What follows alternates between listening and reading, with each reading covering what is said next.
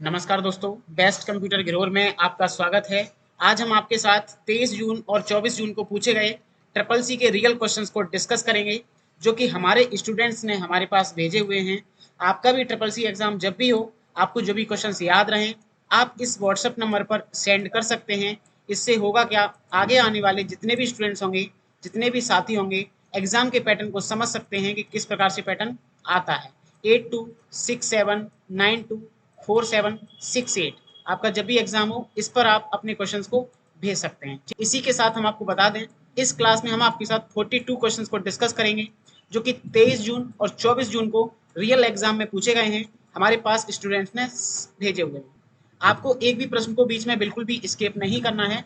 परीक्षा की दृष्टि से सारे क्वेश्चंस मोस्ट इंपॉर्टेंट हैं। तो सबसे पहला प्रश्न हमारा question number 1, full screen mode करने के लिए किस फंक्शन की का उपयोग किया जाता है? ठीक है, shift inter, F11, F12, alt के साथ इंटर बटन। तो यदि हम फुल स्क्रीन करना चाहते हैं, हम किसी ब्राउजर में, किसी भी चीज़ में यदि हम फुल स्क्रीन करना चाहते हैं, तो आप क्या करें, आप कीबोर्ड में F11 बटन प्रेस कर दें। इससे होगा क्या, हमारा जो डेटा है वह फुल स्क्रीन में कन्वर्ट हो जाएगा। हमारे सभी क्वेश्चंस की खास बात है कि हमने एक्सप्लेनेशन दिए हुए हैं, जिससे आप क्वेश्चन क्या कह रहा है इसके बारे में अच्छे से समझ सकते हैं।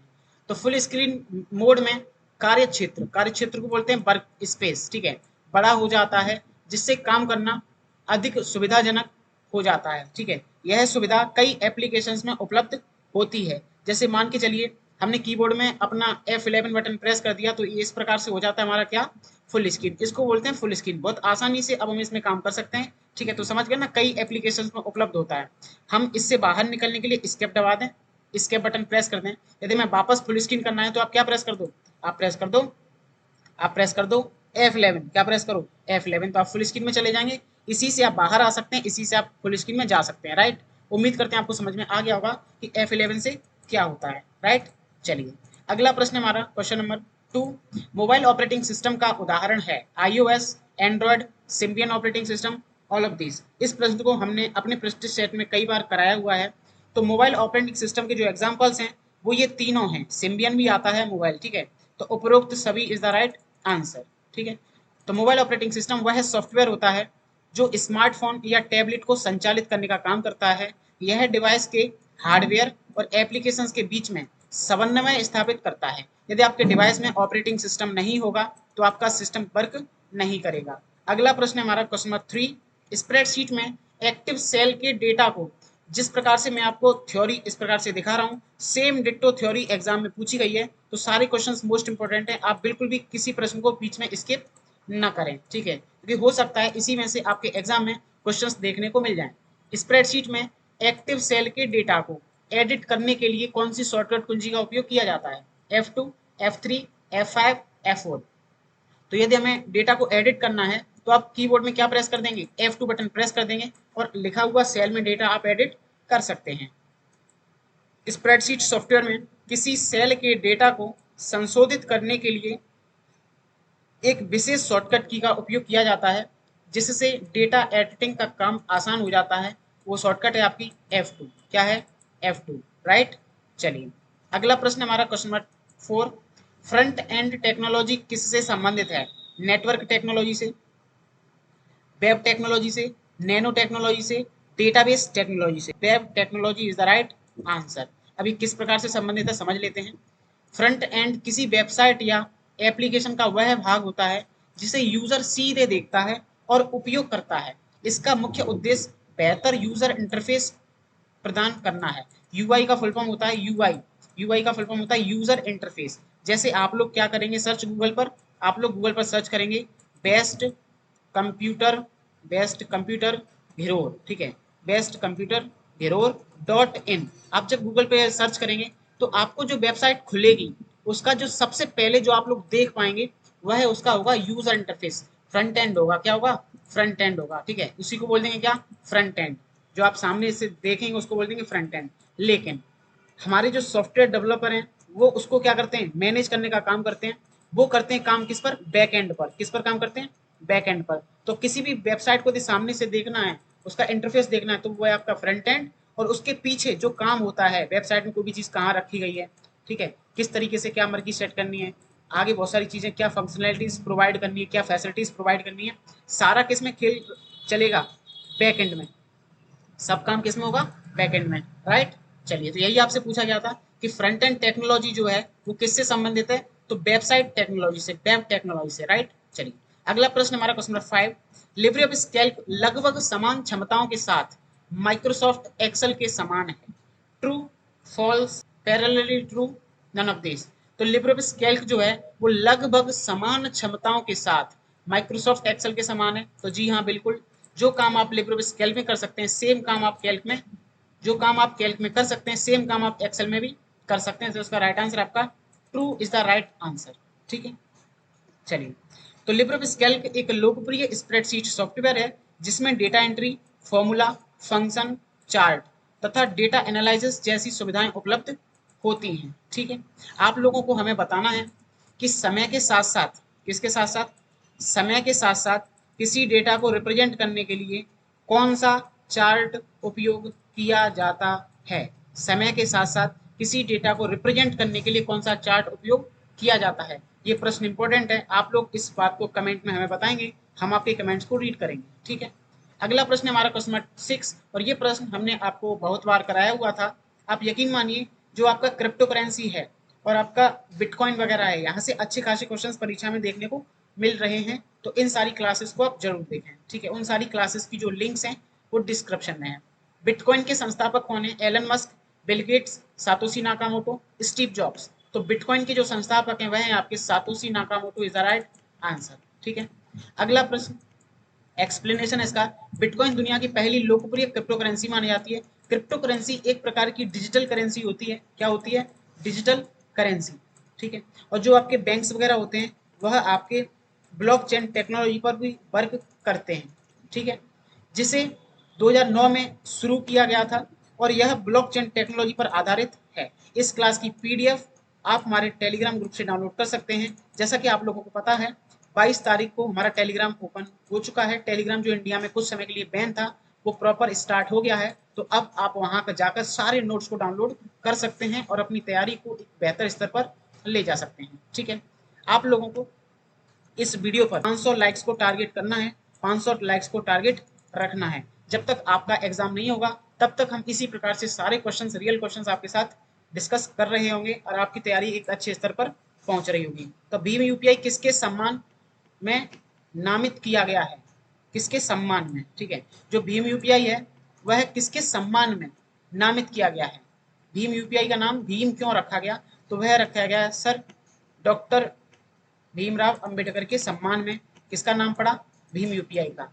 भारत, बीएस से होता है Bharat interface for money, UPI का फुल फॉर्म होता है यूनिफाइड पेमेंट इंटरफेस। ये प्रश्न अच्छा है, आप उसको अच्छे से याद करें, ठीक है। तो भीम एक प्रकार का डिजिटल पेमेंट ऐप है जिसका प्रयोग यूपीआई के माध्यम से धन के लेन देन के लिए किया जाता है। यह भारत में डिजिटल भुगतान को बढ़ावा देने के लिए विकसित किया गया है और किन के सम्मान में, डॉक्टर बी आर अम्बेडकर के सम्मान में, ठीक है। अगला प्रश्न हमारा क्वेश्चन नंबर 8, किसी फाइल पर राइट क्लिक करने से कॉन्टेक्स्ट मेनू खुलता है। किसी फाइल पर यदि हम राइट क्लिक करें तो क्या उसका कॉन्टेक्स्ट मेनू खुलेगा, बताइए।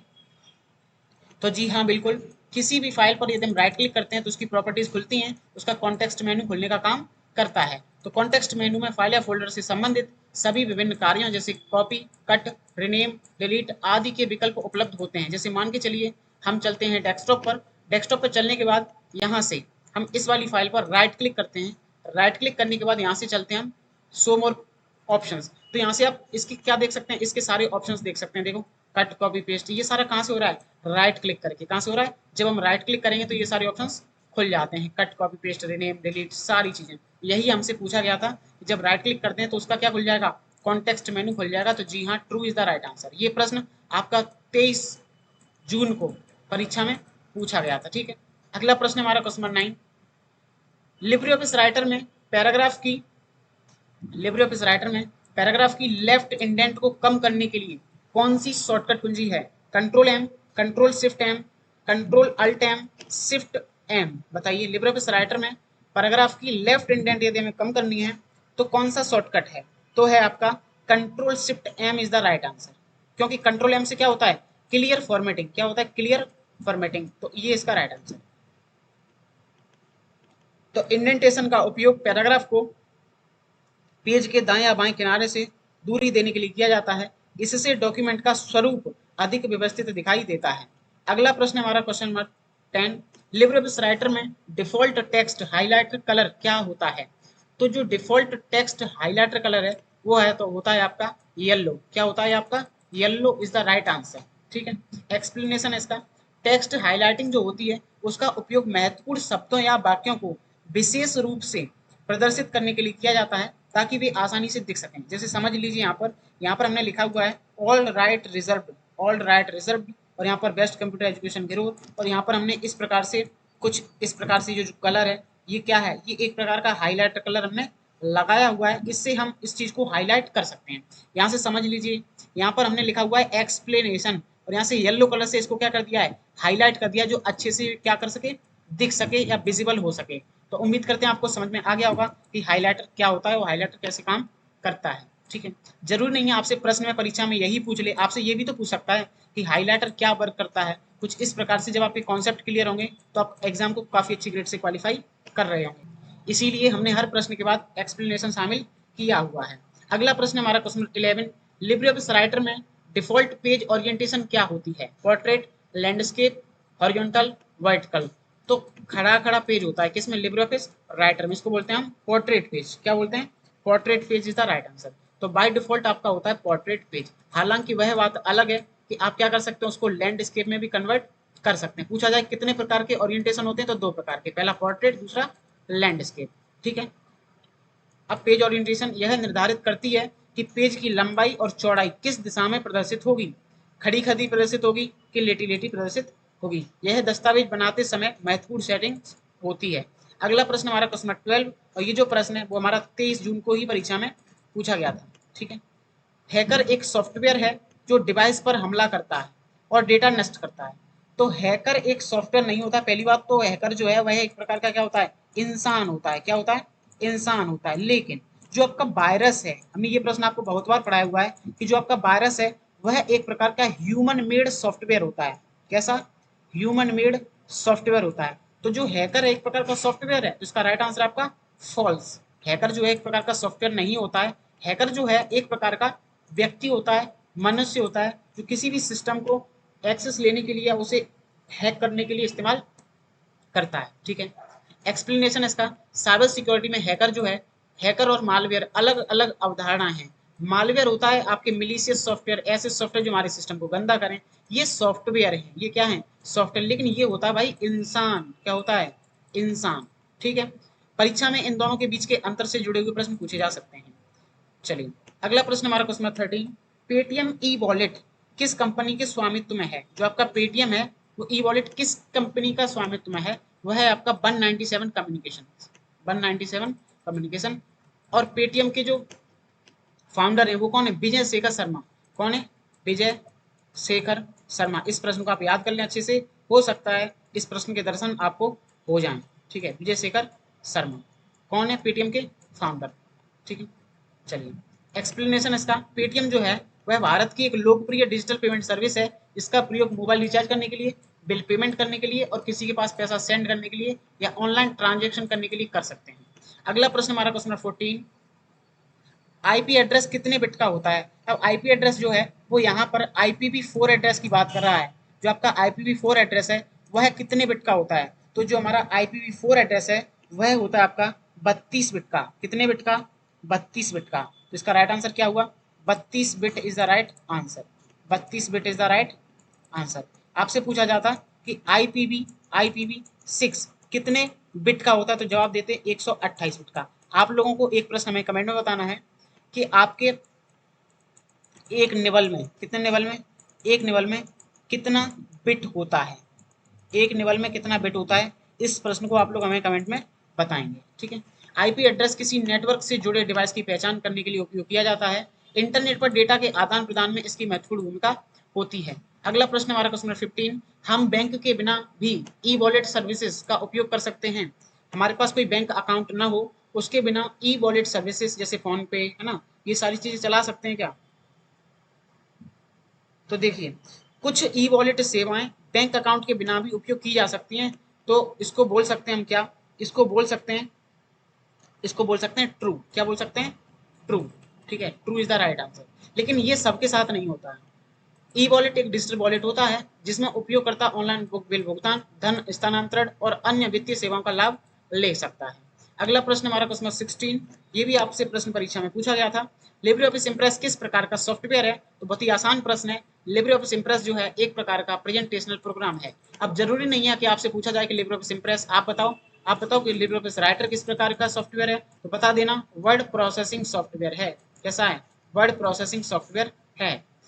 तो प्रेजेंटेशन सॉफ्टवेयर का उपयोग स्लाइड्स बनाने, प्रस्तुतियां तैयार करने और शैक्षणिक और व्यावसायिक कार्यों में जानकारी को प्रस्तुत करने के लिए किया जाता है। ठीक है, अगला प्रश्न हमारा क्वेश्चन 17, फ्लैश मेमोरी एक नॉन वोलेटाइल स्टोरेज टेक्नोलॉजी है जिसका उपयोग मोबाइल फोन्स एवं टैबलेट्स में किया जाता है। ये प्रश्न आपसे परीक्षा में पूछा गया था। तो इसका राइट आंसर आपका ट्रू। क्या है राइट आंसर आपका?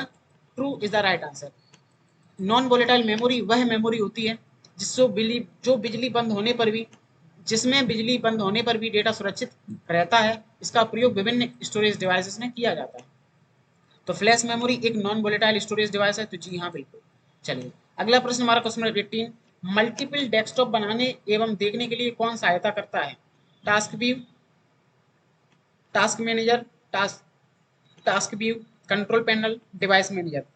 जिसका राइट आंसर आपका है टास्क व्यू। तो जो आपका टास्क व्यू है वह क्या करता है? वो मल्टीपल डेस्कटॉप बनाने और देखने में हेल्प करने का काम करता है। ठीक है, कंट्रोल पैनल के बारे में आपको बताएं, जितनी भी सेटिंग्स होती हैं हमारे कंप्यूटर में, वो सारी कहाँ से मिलती है? कंट्रोल पैनल में। कंट्रोल पैनल ओपन करने के लिए विंडो बटन पे आप क्लिक करेंगे, यहाँ लिखेंगे कंट्रोल। क्या लिखेंगे? कंट्रोल। यहाँ आ जाएगा कंट्रोल पैनल, इस पर आप क्लिक कर देंगे। क्लिक करने के बाद इस तरीके से हम देख सकते हैं, यहाँ से हम डेट एंड टाइम की सेटिंग्स हुई, कीबोर्ड की सेटिंग्स हुई, पावर की ऑप्शंस हुई। ठीक है, टास्क बार एंड नेविगेशन के ऑप्शंस हुए, troubleshooting, user account, Defender, firewall. ठीक है, mobile security system, science centre, region, network sharing, fonts, mouse recovery, सारे ऑप्शन, सारी सेटिंग्स कुल मिला के आप कहाँ से देखते हैं? कंट्रोल पैनल से। तो आपसे पूछा जाए कि हमें टाइम एंड डेट चेंज करना है तो कहाँ से करोगे? कंट्रोल पैनल से। कीबोर्ड की सेटिंग्स चेंज करनी है तो कहाँ से करोगे? कंट्रोल पैनल से। नेटवर्क एंड शेयरिंग सेंटर में क्या करेंगे? हम इससे नेटवर्क एंड शेयरिंग ऑप्शंस को मैनेज करने का काम करते हैं। एडेप्टर सेटिंग्स यहाँ से चेंज कर सकते हैं। कुल मिला के यहाँ से बहुत सारा काम हम कर सकते हैं। तो उम्मीद करते हैं आपको समझ में आ गया होगा कि कंट्रोल पैनल क्या होता है। ठीक है, इसका एक्सप्लेनेशन है, विंडोज में मल्टीपल डेस्कटॉप फीचर उपयोगकर्ताओं को अलग अलग कार्यों को व्यवस्थित तरीके से प्रबंधित करने की सुविधा प्रोवाइड करता है। अगला प्रश्न हमारा question number 19, Libre office Writer में वर्टिकल एवं हॉरिजॉन्टल नेविगेशन के लिए किसका उपयोग किया जाता है? Tool bar, menu bar, scroll बार, स्टेटस बार। तो ध्यान से समझिए इस प्रश्न को। लिब्रे ऑफिस राइटर में वर्टिकल एवं हॉरिजॉन्टल, ठीक है, नेविगेशन के लिए किसका उपयोग किया जाता है? तो हम उसका उपयोग करेंगे स्क्रॉल बार का। किसका? Scroll bar is the right answer. जैसे आप लोग पढ़ पा रहे हैं, यहाँ पर देखो ध्यान से, ये क्या है आपका? स्क्रॉल बार। ऊपर से नीचे ला सकते हैं और लेफ्ट से राइट यहाँ पर ले जा सकते हैं इस प्रकार से। तो ये क्या है? लेफ्ट राइट कर सकते हैं, ऊपर नीचे कर सकते हैं। तो यही तो आपका वर्टिकल हॉरिजॉन्टल दोनों के लिए किसका यूज करते हैं? तो scroll bar is the right answer. किसी बड़े डॉक्यूमेंट के ऊपर और नीचे, दाएं और बाएं जाने के लिए नेविगेशन टूल का उपयोग करना पड़ता है, जिससे दस्तावेज में काम करना आसान हो जाता है। अगला प्रश्न हमारा question 20, CD ROM compact disc read only memory की स्टोरेज कैपेसिटी कितनी होती है? 64 KB, 600 GB, 698 MB, none of these. तो जो आपका CD रोम है उसकी जो कैपेसिटी है वो होती है आपकी 600 से 700 MB। कितनी होती है? 600 से 700 MB। तो बताइए, के भी आंसर नहीं हो सकता, जी भी आंसर नहीं हो सकता, तो यही बचा उसके पास वाला answer 698 MB is the right answer.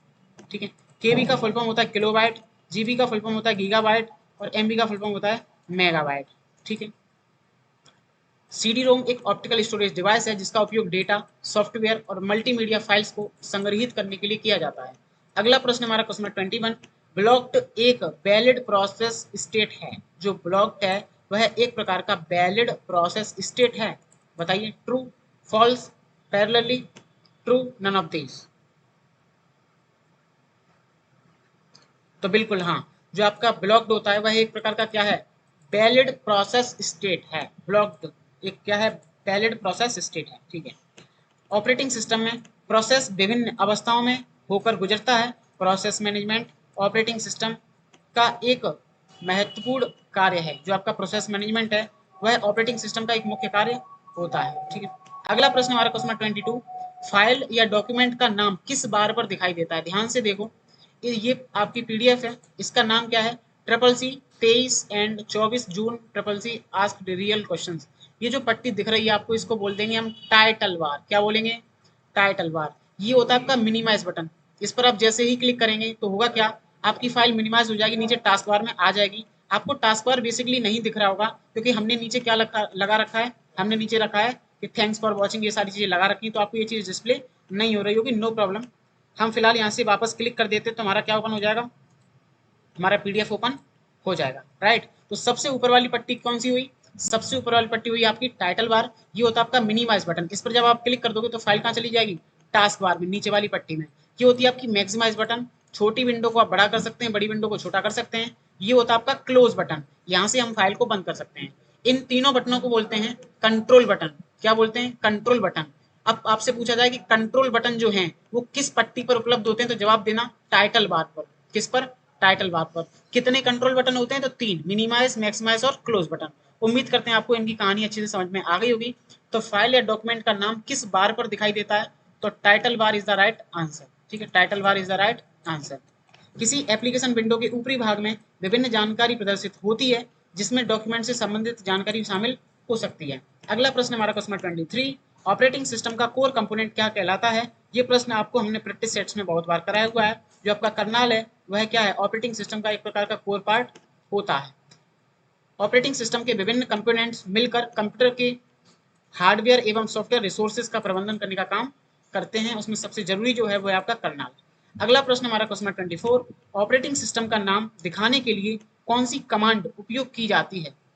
You name, name, OS name, display OS. बताइए, यदि हम ऑपरेटिंग सिस्टम का नाम देखना चाहते हैं तो हम किस कमांड का यूज करेंगे। ठीक है, तो करेंगे यू नेम का। किसका करेंगे, यू नेम। ठीक है, you name is the right answer. ये प्रश्न आपसे परीक्षा में पूछा गया था, इंपॉर्टेंट प्रश्न है। ठीक है, एक्सप्लेनेशन इसका, लाइनिक्स तथा यूनिक्स ऑपरेटिंग सिस्टम में सिस्टम इंफॉर्मेशन प्राप्त करने के लिए विभिन्न कमांड्स का उपयोग किया जाता है। यदि आपने कमांड्स वाले क्वेश्चंस नहीं लगाए तो हमने आपके लिए टॉप 30 कमांड ट्रिपल सी में पूछी जाने वाली टॉप 30 कमांड्स की क्लास कराई हुई है। इन सारी क्लासेस की जो लिंक्स हैं वो डिस्क्रिप्शन में है, आप उन सारी क्लासेस को जरूर देखें। ठीक है, अगला प्रश्न हमारा क्वेश्चन नंबर 25, लिब्रियोफिस कैल्क में यदि डेटा सेल विड्थ में फिट नहीं होता है तो क्या दिखाई देगा, एट द रेट दिखाई देगा, हैज दिखाई देगा, स्टार दिखाई देगा, या नन ऑफ दिस। तो देखेगा हमें क्या, हैज हैज हैज हैज, कुछ इस प्रकार से देखेगा। ठीक है, स्प्रेडशीट सॉफ्टवेयर में सेल का आकार डेटा की लंबाई से कम होने पर, जैसे आपके पास सेल है, आपने इसमें बहुत बड़ा डेटा लिख दिया तो क्या होगा, यहाँ आ जाएगा हैज हैज हैज आ जाएगा। तो स्प्रेडशीट सॉफ्टवेयर में सेल का आकार डेटा की लंबाई से कम होने पर विशेष चिन्ह दिखाई दे सकते हैं जो सेल फॉर्मेटिंग से संबंधित होते हैं। जैसे हम विंडो बटन के साथ आर बटन इस्तेमाल करते हैं, यहाँ लिखते हैं एस कैल्क। क्या लिखते हैं, एस कैल्क, और इंटर बटन प्रेस करते हैं, आपका लिब्रे ऑफिस कैल्क ओपन हो जाएगा। ओपन होने के बाद आप इसमें कुछ भी लिख दीजिए। जैसे मान लेते हैं हम यहाँ पर लिख देते हैं, यहाँ से हम इसमें कुछ डेटा लिख देते हैं और कर देते हैं इंटर। क्या कर देते हैं, इंटर। तो इससे होगा क्या, देखो ध्यान से, इस प्रकार से क्या आ जाएगा, हैज हैज हैज। तो हैज हैज हैज हमारा कब डिस्प्ले होता है, जब इस डेटा को सफिशियंट स्पेस नहीं मिल पाता है। यहाँ से आप पकड़ो, ये निशान आ रहा है येलो, यहाँ से पकड़ो, पकड़ के इधर खींच दो, क्लिक करके इधर खींच दो, तो हुआ क्या, डेटा तुम्हारा पूरा सेट हो जाएगा। इस तरीके से लिख देते हैं और वो कम स्पेस यदि घिरता है तो इस प्रकार से आपका क्या आ जाता है, हैज हैज हैज। उसको आप दूर कर देंगे तो इनसफिशियंट स्पेस की प्रॉब्लम सॉल्व हो जाती है।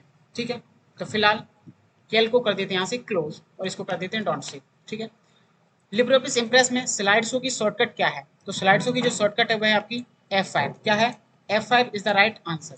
ठीक है, हम F5 की सहायता से स्लाइड शो कर सकते हैं। एक्सप्लेनेशन इसका, प्रेजेंटेशन सॉफ्टवेयर में स्लाइड शो शुरू करने के लिए शॉर्टकट की इसका उपयोग समय बचाता है और इसकी शॉर्टकट जो है वो आती है आपकी शिफ्ट F5। क्या होती है, F5। लेकिन यदि आप करंट स्लाइड शो करना चाहते हैं तो उसकी होती है शिफ्ट के साथ F5। शिफ्ट के साथ F5 बटन प्रेस करो, करंट स्लाइड शो कर सकते हैं। इम्प्रेस का एक्सटेंशन नाम .odp होता है, ये भी प्रश्न आपसे परीक्षा में पूछा गया था।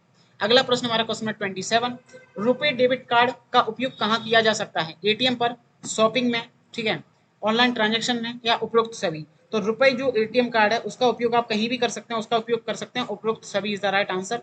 ऑनलाइन ट्रांजेक्शन में भी कर सकते हैं, शॉपिंग पर भी, एटीएम पर भी। ठीक है, एक्सप्लेनेशन इसका, रुपए जो है भारत का स्वदेशी पेमेंट नेटवर्क है जिसका उपयोग विभिन्न प्रकार के वित्तीय लेन देन, ठीक है, फाइनेंशियल ट्रांजेक्शन के लिए किया जाता है। अगला प्रश्न हमारा क्वेश्चन नंबर 28, एसएमएस। सबसे पहले समझिए एसएमएस का full form, short message service. Short message service. SMS, email आदि में प्राप्त सभी लिंक्स पर क्लिक करना चाहिए। तो बहुत ही आसान प्रश्न है कि ट्रू, इसका ऑप्शन है true, false, depends on sender, none of these. ठीक है, तो इसका राइट आंसर आपका फॉल्स। क्या है राइट आंसर? फॉल्स। हमें कभी भी जो जिस लिंक को हम जानते भी नहीं है या सभी लिंक जो हमें प्राप्त होती है उन पर हमेशा क्लिक नहीं करना चाहिए। ठीक है, तो साइबर सिक्योरिटी के दृष्टिकोण से किसी भी लिंक पर क्लिक करने से पहले उसकी विश्वसनीयता की जांच कर लेना आवश्यक होता है। अगला प्रश्न हमारे पास में 29, ईमेल मेल बॉक्स में प्राप्त होता है। जो आपका ईमेल है वह आपका मेल बॉक्स में प्राप्त होता है। तो जी हाँ, ईमेल जो है वो आपका मेल बॉक्स में स्टोर होने का काम करता है। ईमेल का फुल फॉर्म इलेक्ट्रॉनिक मेल होता है। ठीक है, तो ईमेल सर्विस में संदेशों को व्यवस्थित रखने के लिए विभिन्न फोल्डर और मेल बॉक्स जैसी सुविधाओं का उपयोग किया जाता है या होता है। अगला प्रश्न हमारा क्वेश्चन नंबर 30, ये भी प्रश्न आपसे परीक्षा में पूछा गया था। ई सिग्नेचर, ईमेल के अंत में स्थित टेक्स्ट ब्लॉक होता है। जो ई सिग्नेचर है, इलेक्ट्रॉनिक सिग्नेचर, वो ईमेल के अंत में स्थित टेक्स्ट ब्लॉक होता है। बताइए। तो जी हाँ, बिल्कुल। जो ई सिग्नेचर है वो ईमेल के सबसे बाद में आता है और बनाया जाता है, लिखा जाता है। ईमेल कम्युनिकेशन में सिग्नेचर का उपयोग प्रेषक की जानकारी प्रदर्शित करने के लिए किया जाता है। अगला प्रश्न परीक्षा में पूछा गया था क्वेश्चन नंबर 31। ये प्रश्न भी हमने आपको कई बार क्लासेस में कराया हुआ है। भारत में NEFT, national electronic fund transfer का संचालन कौन करता है? तो बात करो किसकी? आरटीजीएस की और एनईएफटी की। दोनों को कौन कंट्रोल करता है? आरबीआई। कौन करता है? RBI, reserve bank of India. ठीक है। एसबीआई कैसी बैंक है? Commercial bank. आरबीआई कैसी बैंक है? Central bank. आपकी बैंक्स दो प्रकार की होती हैं, पहला कमर्शियल बैंक, दूसरा सेंट्रल बैंक। कमर्शियल बैंक वे बैंक होती हैं जो यूजर से डायरेक्टली क्या कर सकती हैं? कम्युनिकेट करती हैं। यूजर से डायरेक्टली, कस्टमर से डायरेक्टली कम्युनिकेशन कर सकती हैं, जैसे एसबीआई। ठीक है, और आपका बैंक ऑफ इंडिया, ये सब क्या है? कैनरा बैंक, ये सब क्या है? आपकी कमर्शियल बैंक है। लेकिन आपकी सेंट्रल बैंक है, वो बैंकें होती हैं जो कस्टमर से सीधा क्या नहीं करती हैं? इंटरेक्शन नहीं करती हैं, ये बैंकों को कंट्रोल करती हैं। ठीक है, हम लोग कहाँ जाते हैं? कमर्शियल बैंक के पास। और कमर्शियल बैंक किसके पास जाती है? सेंट्रल बैंक के पास। तो बैंकों का बैंक कैसे कहते हैं? आरबीआई को।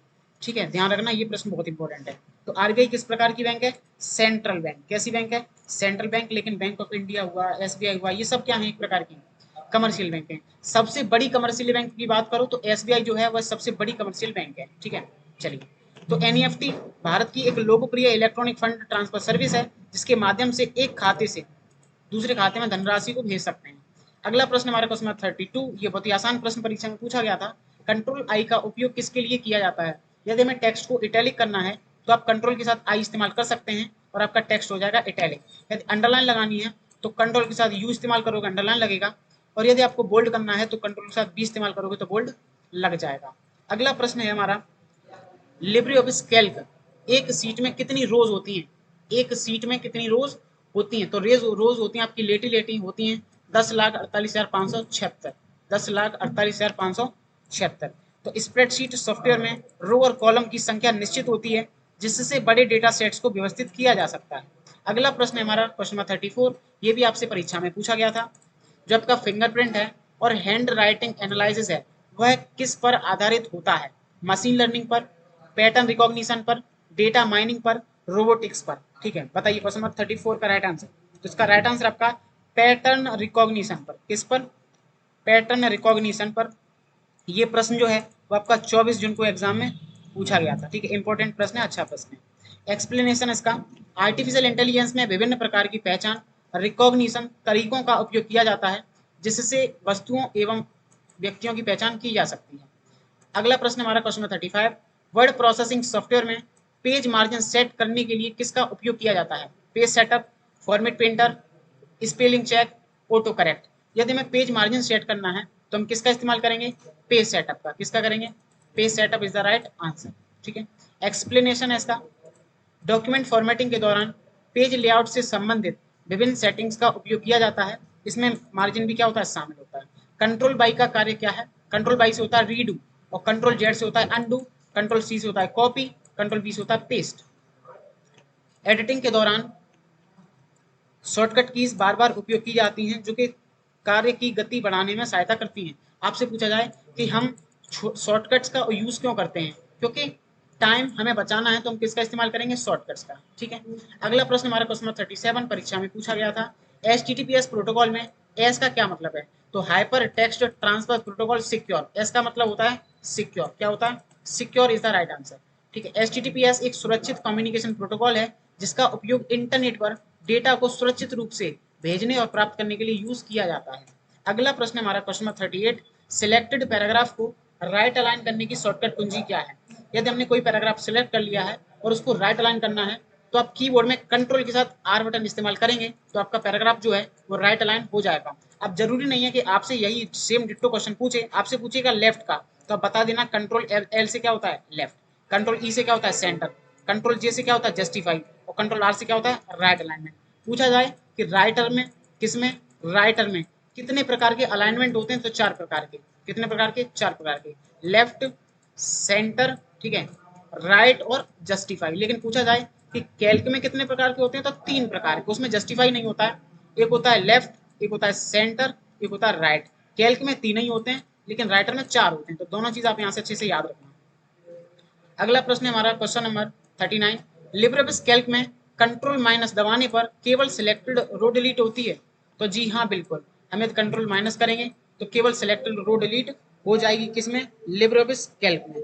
ठीक है, एक्सप्लेनेशन है इसका, स्प्रेडशीट सॉफ्टवेयर में रोज, कॉलम तथा सेल को इंसर्ट या डिलीट करने के लिए विभिन्न कमांड्स या शॉर्टकट कीज का उपयोग किया जाता है जो कि इसमें उपलब्ध होती हैं। कंट्रोल माइनस करोगे तो डिलीट होगा, कंट्रोल प्लस करोगे तो रो कॉलम वगैरह ऐड करा सकते हो। अगला प्रश्न है हमारा क्वेश्चन नंबर 40, दो टोपोलॉजी के कॉम्बिनेशन को क्या कहते हैं। इस प्रकार से आपसे ये प्रश्न पूछा गया था।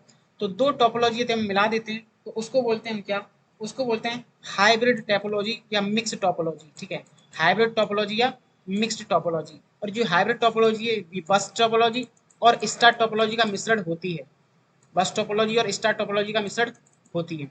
कंप्यूटर नेटवर्क में विभिन्न प्रकार की टोपोलॉजीज का उपयोग किया जाता है, कभी कभी एक से अधिक टोपोलॉजी मिलकर एक नेटवर्क को तैयार कर सकते हैं, उसी को बोल देते हैं क्या, हाइब्रिड टोपोलॉजी। हाइब्रिड टोपोलॉजी पूछा जा सकता है आपसे 100%, बहुत अच्छा क्वेश्चन है ये कि हाइब्रिड टोपोलॉजी किस किस टोपोलॉजी से मिलकर बना होता है, तो बस से और स्टार से। ठीक है, अगला प्रश्न हमारा question number 41, Libre office Writer में टेक्स्ट फॉर्मेट कॉपी करने के लिए, ठीक है, टेक्स्ट फॉर्मेट कॉपी करने पर टेक्स्ट लेआउट भी कॉपी हो जाता है। जैसे राइटर में हम यदि टेक्स्ट की फॉर्मेट कॉपी करें तो उसका टेक्स्ट का लेआउट भी कॉपी हो जाएगा, तो जी हाँ बिल्कुल, राइटर में यदि टेक्स्ट फॉर्मेट कॉपी करते हैं तो उसका लेआउट भी कॉपी हो जाएगा। लेकिन आप ध्यान रखना टेक्स्ट कॉपी नहीं होगा, टेक्स्ट कॉपी करना है तो आपको नॉर्मल कॉपी करना होगा, टेक्स्ट कॉपी नहीं होगा। ठीक है, फॉर्मेटिंग टूल्स का उपयोग टेक्स्ट के स्वरूप को एक स्थान से दूसरे स्थान पर लागू करने के लिए किया जाता है, जिससे डॉक्यूमेंट का डिजाइन एक समान बना रहता है। अगला प्रश्न होगा और हमारी क्लास का अंतिम प्रश्न होगा क्वेश्चन नंबर 42, जिन हैकर्स को कंपनीज सिक्योरिटी लूप होल्स खोजने और फिक्स करने के लिए नियुक्त करती हैं उन्हें क्या कहते हैं। कितना अच्छा थ्योरी पूछा गया था इस प्रश्न में कि जिन हैकर्स को कंपनीज जो होती हैं सिक्योरिटी लूप होल्स, मतलब सिक्योरिटी को बरकरार टाइम टू टाइम चेक करने के लिए और उसे फिक्स करने के लिए नियुक्त करती हैं, उन्हें क्या बोलते हैं। आई थिंक ये कल की क्लास में हमने अपने न्यू क्वेश्चन की सीरीज में 16 या 17वीं क्लास में हैकर के बारे में बताया था कि 3 प्रकार के हैकर होते हैं, white hat hacker, grey hat hacker और ब्लैक हैट हैकर। तीनों क्या होते हैं, क्या काम करते हैं, तो उम्मीद करते हैं आपने अच्छे से सीखा होगा, तो आप इस प्रश्न को कर पा रहे होंगे। तो आपके जो इथिकल हैकर होते हैं वह क्या करते हैं, उनकी मंशा किसी भी डेटा को नुकसान पहुंचाना नहीं होती है, ये केवल सिक्योरिटी पर्पज के लिए होते हैं और उन्हें फिक्स करने का काम करते हैं। यदि आप लोगों ने ये सारी क्लासेस अभी तक नहीं देखी हैं तो आप उन सारी क्लासेस को देख सकते हैं और अपनी तैयारी को अच्छे स्तर पर ले जा सकते हैं।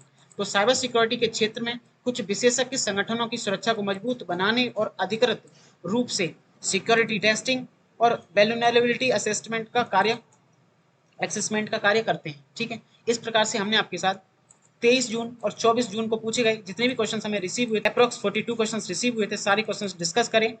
आगे भी जब आपके एग्जाम हो रहे होंगे तो हम सारे क्वेश्चन आपके साथ शेयर कर रहे होंगे। तो जब तक आपका एग्जाम है तब तक हम अच्छे से सारी चीज़ें सीख रहे होंगे, सारी चीज़ें सीख रहे होंगे। यदि आप लोगों ने अभी तक तैयारी बिल्कुल नहीं करी है तो आपको यूट्यूब पर आना है और प्ले लिस्ट ऑप्शन पर क्लिक करना है। अपनी बेहतर तैयारी के लिए आप यहाँ से ये सारी क्लासेस देख सकते हैं। यकीन मानिए यदि आपने ये सारी क्लासेस देख ली तो आप अपना एग्जाम जो है वो काफ़ी अच्छी ग्रेड से क्वालिफाई कर रहे होंगे। सारी क्लासेस जो हैं एग्जाम को ध्यान में रखते हुए और एग्जाम के नए पैटर्न को देखते हुए डिज़ाइन करी गई हैं।